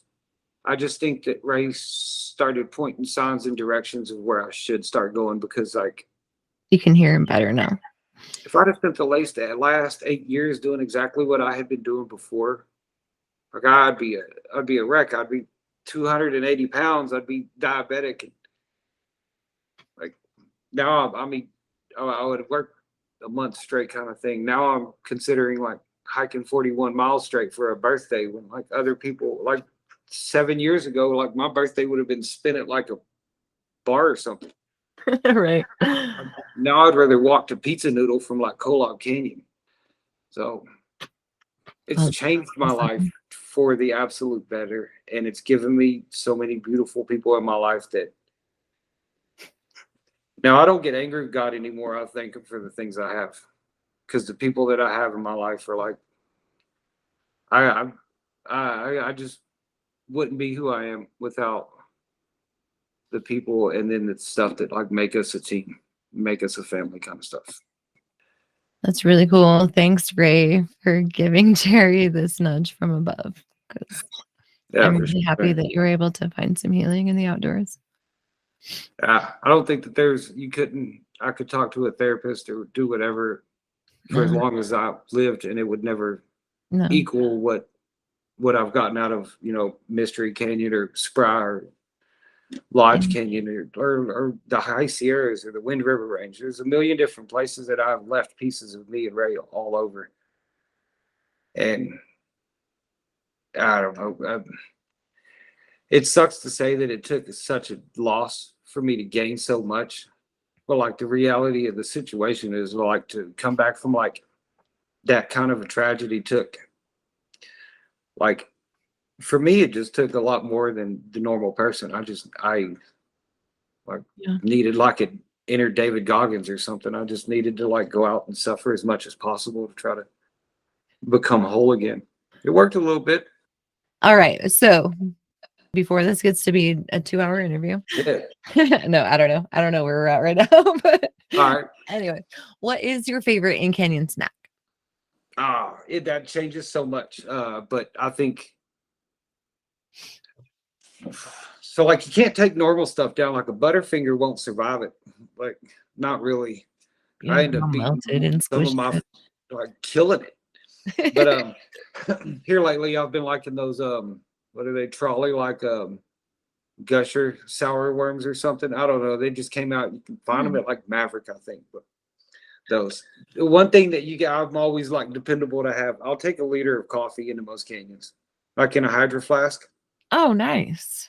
No, That's definitely a good pick me up in the middle of the canyon. and some people are like, "You've drank coffee all day long." I don't know. I drank a lot of water last night. I'm fine. Yeah, I take coffee in the canyons a lot. Oh, I listened to one of your podcasts the other day, and the guy was talking about Mountain Dew. Yeah. Uh, yeah, I took one of those into Bohonin since I didn't take coffee that morning, so I bought one of those Mountain Dews. That was a nice little juice halfway through the day, but My friend Doug, that's his definite after canyon beverage. He's like doesn't drink, which is yeah, awesome. It's impeccable. But he's always a Mountain Dew fan. So yeah. See, sometimes I bring him an extra Mountain Dew, but I don't drink either. I usually ask people for chocolate milk. oh nice. So does your Melissa has this thing that when you pull the rope and it comes down, if you can catch the very end Yeah, of the rope coming down, like everybody has to buy you a beer or whatever. right. Since I don't drink, I'm always like, you have to buy me a chocolate milk. All right. So chocolate milk's your favorite after canyon beverage? I'm gonna Yeah, assume. yeah, I would go with chocolate milk.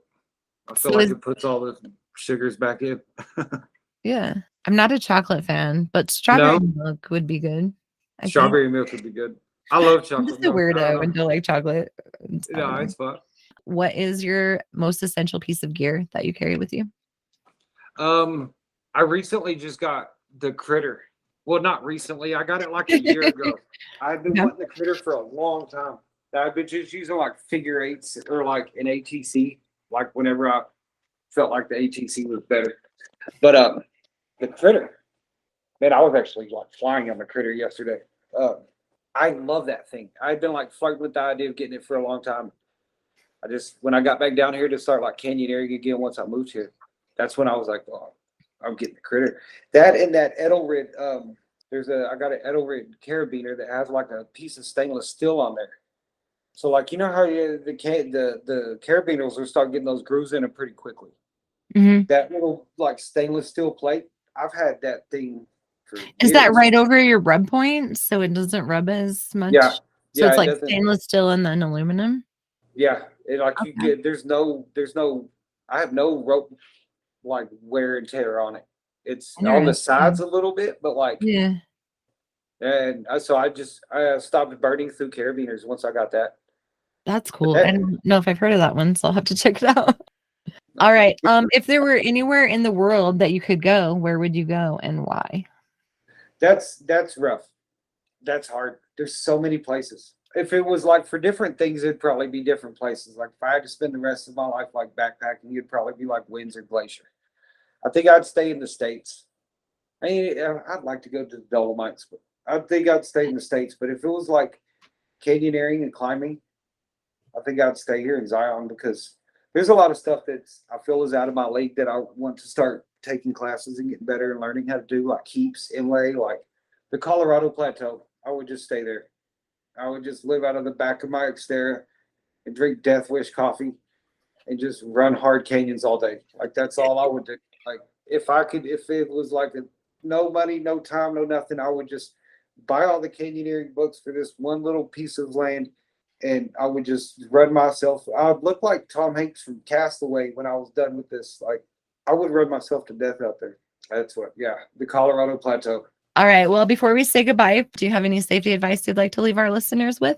I think everybody who's giving you a podcast is far more experienced than I am, so I'm not going to give like canyoneering advice. Besides, like suck it up when the attitudes suck. But uh, speaking of the Xteras, if you drive a manual vehicle, make sure that like other people in your party can drive that thing too. Because Oh, right. going out to Rock Canyon, I drive a manual, and we got out there, and like Zach said, he could drive it, but Melissa didn't know how. And then we went out on a different canyon, and I went with a couple of people. Neither one of them knew how to drive a manual. I That's was a like, good well, point because if you get hurt, nobody can get you out. we'll make sure like I don't get screwed up today because then y'all can't leave either. Like Yeah, we're all stuck out here. So I that's don't a know good if you point. That's maybe not valid. go give a driver's ed class before a canyon or nothing, but like you should probably teach people how to like start it and change gears and drive it a little bit. I also like when you mentioned earlier that you were like still a newbie at canyoneering, and so you wanted to take classes before you did canyons like Heaps and Imlay Yeah, and some of those harder classes or canyons. Sometimes I feel like, as you brought up earlier, mills have a lot of ego. And there have been people that have tried to do those canyons without actually having the knowledge or experience to do those canyons. And yeah. then they've gotten into some problems. And so I'm happy to hear that you're going to get some experience and then like a good crew to go through those canyons with you. That's awesome. No, I'd really like to. A lot of those seasonal jobs, I just couldn't afford the classes, and Right. then sometimes a car repair comes before those classes. But like, there's a lot of canyons that absolutely scared the hell out of me, and I feel Good like, reason. yeah, and there's a toxic side of me that's like, you could do this, like just because you can do something don't mean you should. And Exactly. I really like to live by that. That's why, like, I've ran what 30 something canyons, but it's like I'll just keep running the same ones over and over again. But if I knew somebody more experienced, I would run with them. If I knew somebody who had been down heaps like 8 or 9 times, I'd go with them. But if I knew somebody who'd done heaps once, I don't think I'd go with them unless I knew them from like, I don't know, peak bagging in Wyoming or something. If it was a different aspect and I knew who they were, I trust them. But I definitely think a class for like some of these canyons is really the way to go because Yeah.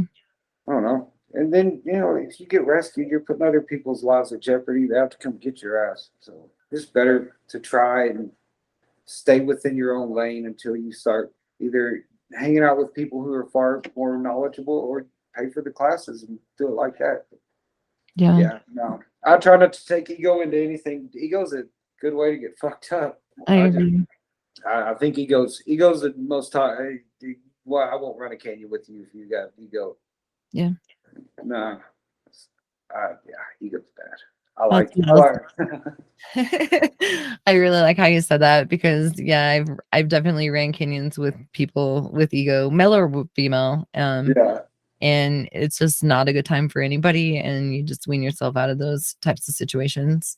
Yeah, definitely better to be safe and in good hands than over your head. yeah, Like each person has their own draw. I feel like the group that you're with that day also has an effect on the canyon. So if you're with like a great group, it's going to be different than with your, an egotistical or like a group that's bringing you down. It's going to affect the effect of the canyon that day. And then I also feel like a lot of the draw for this podcast is to point out some of those things that people do. And like, I don't know if an egotistical person is going to listen to this and be like, I better do things different because they're not going to see like what they don't know. But I'm yeah, hoping that other people that are more aware will be like, oh, I don't need to get in that situation with that person. And yeah. so I'm just kind of slightly hoping to eliminate accidents just by people thinking more clearly about what they're doing out You should go in there with like. There's just certain stuff that I look at like it's out of my league. It's there. just not like I'll climb certain mountains by myself, but like I'm not gonna climb Rainier by myself. Like Yeah, right. there's certain things in heaps, inlay, not inlay. Like Mhm. hell, for that matter, I think some of those, a lot of the canyons over like the west side, Kolob Reservoir area, those are just like you just should just be a little different with them. Not the Right, subway. right, Subway's fine, but like if you're running the right fork, like I don't know, like it's been years I've been wanting to do the right fork, and I won't pull the trigger because it's like a 2-dayer kind of thing. right. I haven't But done that one yet, but I've had friends that have, and it looks oh, amazing. yep, I want to stay Grand Alco so bad, Right. but it's Gotta get in better shape. yeah, that's one thing.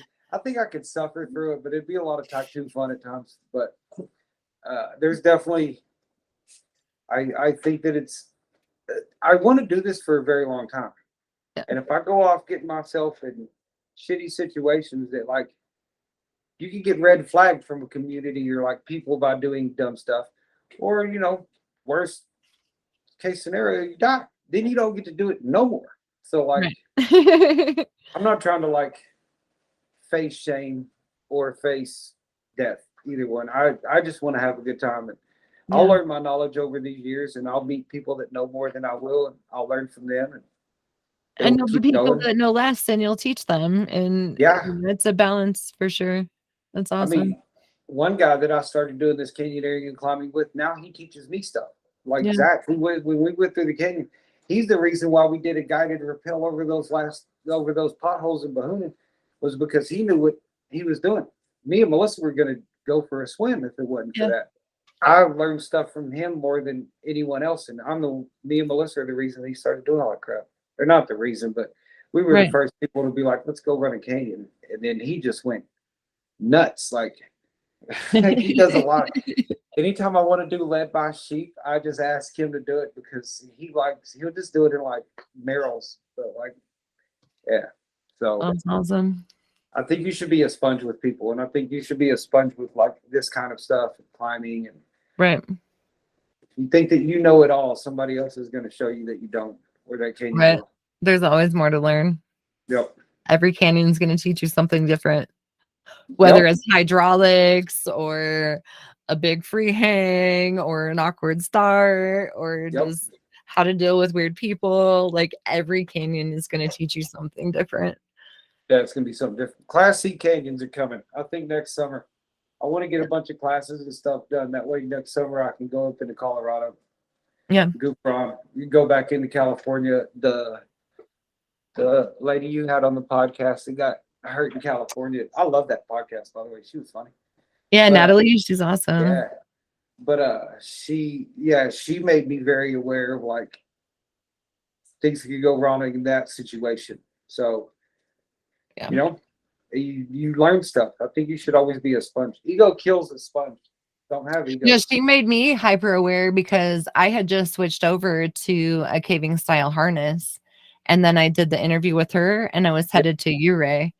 And I was like, oh, I probably don't want to bring my caving style harness never to mind. Uray where I mean, definitely your center of gravity is different because the Yeah. harness rides a little lower. And so the tipping factor is more real. So I brought my regular harness to you, Ray, because I just didn't want to deal with it. I was just super nervous. See, it's good that people share those kind of stories. For sure. And then I saw like a video a couple of days after, like I listened to her podcast. It happened on Instagram.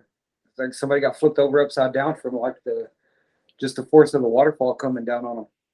I Yeah, never thought about that. So classes. pretty I'm glad crazy. you're doing a podcast like this because a lot of people like me get to learn a lot of shit without hurting ourselves.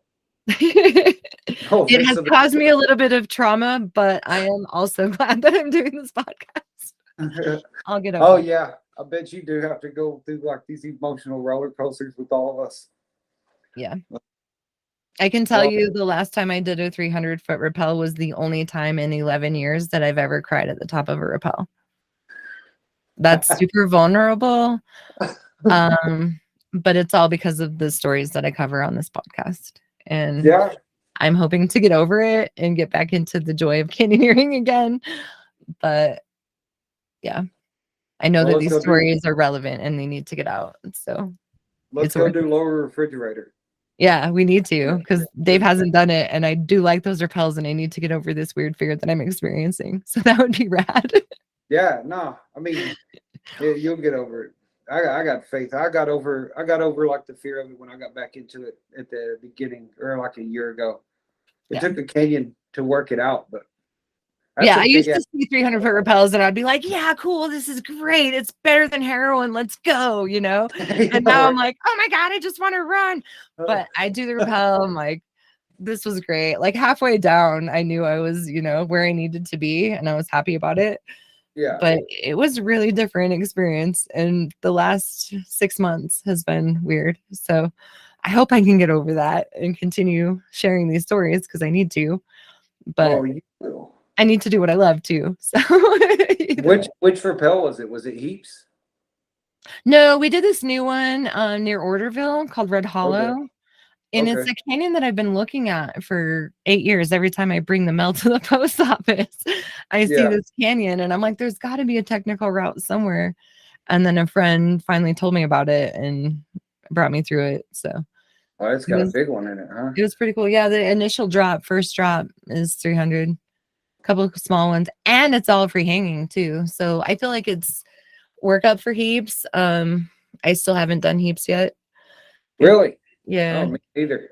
because the last rappel sequence, Yeah. exposure it freaks me out. But I With have the friends bird that have nest? done it several times, and they're like, when you're ready, we'll take you. I just need to get used to like 600 feet of exposure for a second. Nobody's foolishly ever told me I'll take you down Heaps because I do it the next day. I want to do it now. I'd be scared that last. There's a lot of rappels that you go to like put the rope through the gear. You're like shaking, you're nervous. Yeah, great. Like 30 minutes ago, you were just fine and you were like having fun. You were doing a normal rappel. Now you're like, I'm like nervous that I'm getting jerked off the side of the rock for no reason. I have like a PA on and everything, and it's still, Right. I can relate. It happens a lot. And I always tell myself like 33 feet, 300 feet, like it's all the same once you get over the edge, right? Yeah. And it kind of is to a point, but it's The exposure intimidating if makes you it a look lot worse. over. That exposure, like, makes you want to run. So Yeah. it's beautiful, and I have so many friends that have done it, and I know I can. I just haven't yet. Yeah. All right. They'll do what they want. All right. Well, I feel like we've been kind of rambling on a lot. I really, really appreciate your time. And I love that you're hiking for Ray. That is such a great reason to heal and have great memories. Thank you. If people do want to reach out to you, do you want them to? And how can they do that? Yeah, that's fine. I'm on Instagram. I'm on Instagram and Facebook, but Instagram is the best way to get a hold of me. It's actually my trail name from when I did a through hike, but it's a Big Spoon 421. So Big Spoon yeah, 421. Big Spoon 421. Okay. Awesome. Yeah, that's what they called me when I was through hiking. I was Big Spoon. Very cool. Can I ask how that trail name came to be? Yeah. All right. So all right, sorry, but this actually goes back to Ray a little bit. So there was a guy, I'd gotten this joke from Ray. So, but there was a guy on the first day of the PCT that, I don't know, he was goofy. He was trying to pick on me all day, but I laid down in some shade and he laid right next to me. And he said, "This doesn't make you uncomfortable, does it?" And I was like, "No, as long as it doesn't make you uncomfortable that I'm the big spoon when we fall asleep." And then he kind of like, kind of like moved away to a different bush. And one of the girls, Christy, that was there, was like, "Now you're big spoon." And I was like, "I don't know about that." Well, they had gotten ahead of me, and when I showed up to the first town, they had already been telling stories about me, and I was big spoon in their stories. So when I met strangers, I was already big spoon. So, and then the first person that was like, "Hey, big spoon," and I answered it to it, that's when you have to take it. Right. So, for like 6 months, all I was a big spoon. I'm still a big spoon to certain people. And then 421 was just the day that Ray died. So Okay. it's because I couldn't take big spoon right off the bat on Instagram. So I rode with the only dates that like really meant some shit. That's But awesome. but his story, he had told he was doing some mountain training in the snow in New York at Fort Drum, and he's from Texas. Like he's a country desert kid. He gets up there and they're like, "Dig your foxholes in the snow, and then we're gonna go to sleep." And Ray just turned around to like the soldier behind him and was like, "Is it okay if we cuddle throughout the night to stay warm?" And the soldier turned around and said, "What the fuck did you say, Private?" And Ray looked down and saw that it was the first sergeant, which isn't who you talk to like this. Like that's number two guy at the company or something. Like you just don't talk to first sergeant like that. And first sergeant was telling my parents this story after Ray died, but he said that Ray didn't bat an eye or blink or anything. He just said, when he said, "What the fuck do you say, Private?" Ray said it again. He's like, "Can we spoon all night long to stay warm?" And he was like, "Do you know who you're talking to?" And my brother told him, "I'll be the little spoon or you could be the big spoon." He said, "We can take intervals." He said, "I'm cold as shit." And then his first sergeant was like, "Well, do push ups until you warm up," kind of thing. But that Oh, story got told around. So, like, when I had the chance to say it to somebody, I actually used it. I stole the joke from my brother and I ended up becoming my trail name. So, yeah. that's kind of cute because he was your little brother, right? Yeah. So you're the big spoon and he's Yeah. the little. And he's the little spoon. Yeah. Aw. And he has ears like ladles. As a person who had big ears when I was a little kid, I resonate. That's pretty awesome. Yeah. Like when I was a year old, I had zero hair and like Dumbo ears. They were awesome. But That's funny. yeah. I've Uh, had a good time chatting with you today. yeah, me too. Thank you very much for being on. I really appreciate you telling your story about Ray, and I'm very sorry for your loss. But I am also very happy that you found healing in the wilderness and the mountains, the canyons, and all of those things. That's incredible. Thanks. You're the first person I've ever shared this with like publicly. Like my dad does stuff, my mom does stuff, but Oh, speaking of your dad, you mentioned that he has some coffee shops in Texas named oh after your yeah, brother. if you ever Where can go people find through, those?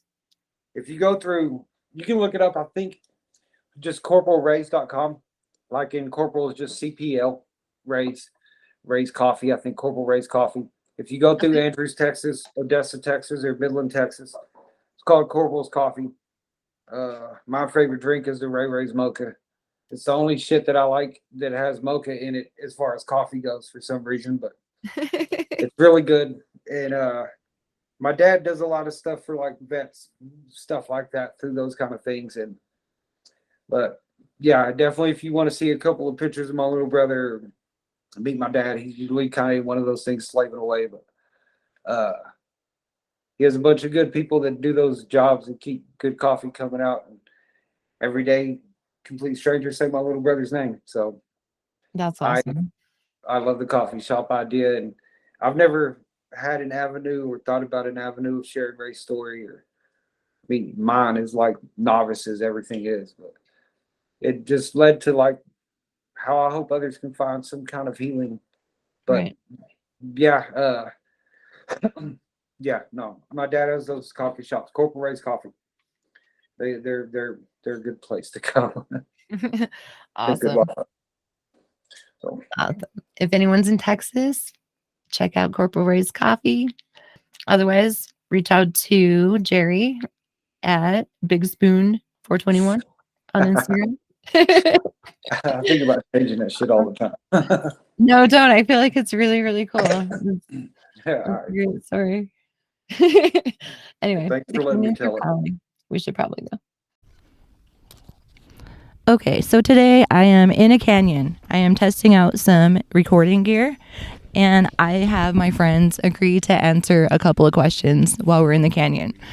So they agreed to go on more canyons with me by answering these questions. So, hey, Doug, why do you canyoneer? Because it's the most fun you can have with your clothes on. Well said. Awesome. What's your favorite in-canyon snack? Whatever's on the kitchen counter that I grab on the way out. After canyon beverage? Mountain Dew. Nice. What's your favorite piece of gear that you carry with you? For canyoneering? Yeah. Critter, I would say. Awesome. Thanks for your time. Thanks for joining us on every adventure we have asked you to do. Well, thanks for the invite. I really enjoy this. Awesome. All right, Sky, why do you canyoneer? Because it's the best feeling in the world, like the happiest feeling.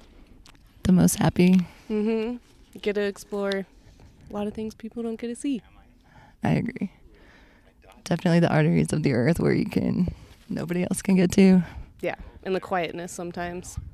For sure. For sure. Find myself a little bit more every time. What's your favorite snack in Canyon?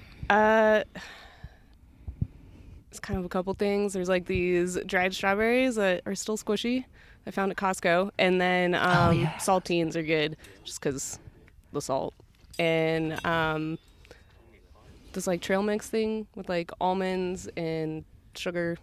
It's delicious. Nice. A little protein, a little sugar, a lot of energy. Sounds good. How about after canyon beverage? Beer, tequila, or water. In that order? Not all of them at the same time. Sounds great to me. What's your favorite piece of gear? Probably my harness. Nice. What kind of harness do you wear? This one's a Bezel. Nice. I started using the Mazur and I really like that one. Yeah. I feel like a caving style harness. Yeah, I'm just going to destroy it. All right. We'll throw the mic over to Dave. Hey. Hello. Thanks for being on the pod again. What is, or why do you canyoneer? Quality time with my wife is the reason this time. Last time it was like, adventure, exploration, nature, just all the good things in life. I appreciate Pretty it. much the funnest thing you do with your clothes on, like Doug said. Yeah. I appreciate that you encourage me to get out in the canyons more. Well, It's therapeutic. I'd love to say it's all about you, but It's all about us. us, yeah. Canyon therapy's the best. Right. What's your favorite in-canyon snack? Whatever you bring. Well said. And after canyon beverage? A good cold seltzer. Whatever I bring. Yeah, whatever you bring. Nice. What's your favorite piece of gear? My helmet keeps me alive. I'm glad you started wearing one. Right. Well, I have something to live for, I guess. Yeah. For, Awesome. Yeah. Curtis he's not on rope, so here you go. All right, Curtis. Do anything. I was innocent bystander. Why do you go canyoneering? It's the best thing you can do for weekend excitement. 100%. How about what's your favorite in-canyon snack? Budweiser. And how about after canyon? Budweiser. More Budweiser. What's your favorite piece of gear? I'm probably going to say my Imlay bag. It carries everything I need, including my Budweiser. Nice. Hopefully the mysteries will be available again soon. Awesome. All right. Well, does the whole team have any safety advice they want to leave anybody with? Just pay attention. Double check your carabiners. Double check or triple check. The carabiner is your life right there. Yep. Everything else should be good. Always load your rope before you get on the edge. Yes. That's about it. You have to say it in the mic. Well, it can pick me up from here. This is an experiment. We're seeing how It kind of can. You're right. If It I kind of just can. talk like this, you ain't gonna know if it has to be there, and you It does you have don't to. hear it. I do hear it Oh, better you when hear it's it? there than when you're. Yeah, it doesn't. It's not very good there. Nobody needs to hear me anyway. Yeah, people want to hear what you're saying. waka waka. I mean, loading the rope is a pretty good safety tip. All right, we got to get back to the canyon, man. It's calling. We got to go. It's calling.